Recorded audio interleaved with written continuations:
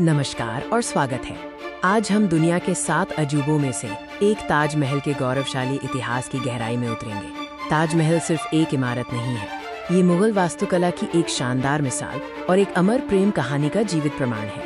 ये आगरा, भारत में स्थित है। ताजमहल को अक्सर प्रेम का प्रतीक कहा जाता है। ये सफेद संगमरमर का मकबरा मुगल सम्राट शाहजहां ने अपनी प्रिय पत्नी मुमताज महल की याद में बनवाया था।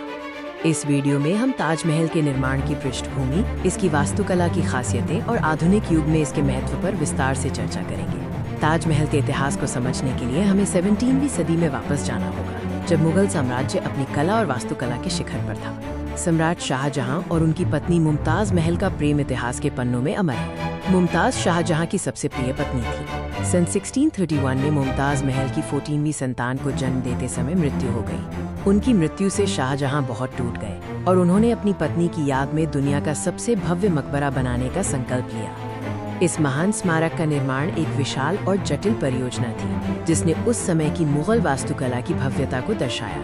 ताजमहल का निर्माण कार्य 1632 में शुरू हुआ और मुख्य मकबरा 1643 तक पूरा हो गया था। हालांकि पूरे परिसर को पूरा होने में लगभग 20 साल लगे, जो 1653 में समाप्त हुआ। उस्ताद अहमद लाहौरी को अक्सर ताजमहल का मुख्य वास्तुकार माना जाता है, लेकिन इसके निर्माण में भारत, फारस और मध्य एशिया के 20,000 से अधिक कारीगरों ने योगदान दिया। ताजमहल के निर्माण में सफेद संगमरमर मुख्य रूप से राजस्थान से लाया गया था। विभिन्न देशों से 28 प्रकार के कीमती और अर्धकीमती पत्थरों को जड़ने के लिए इस्तेमाल किया गया था।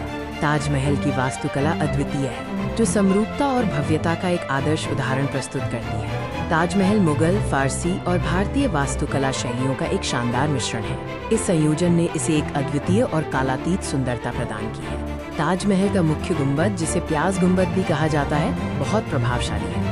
इसके चारों ओर 4 मीनारें हैं, जिन्हें इस तरह से डिजाइन किया गया है कि भूकंप आने पर वे बाहर की ओर गिरे। ताजमहल की दीवारों पर इस्लामी सुलेखन में कुरान की आयतों को खूबसूरती से उकेरा गया है। ये सफेद संगमरमर पर काले पत्थर से जड़े हुए हैं। आज ताजमहल दुनिया भर के लाखों पर्यटकों को आकर्षित करता है और भारत की पहचान बना हुआ है।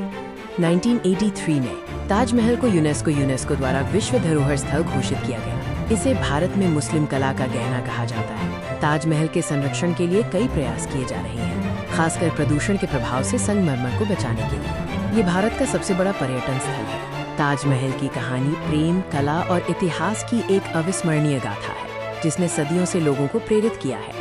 ताजमहल केवल एक मकबरा नहीं है, ये एक अमर प्रेम की विरासत है और मुगल वास्तुकला की भव्यता का प्रतीक है। हमें उम्मीद है कि आपको ताजमहल के इतिहास के बारे में जानकर अच्छा लगा होगा। धन्यवाद।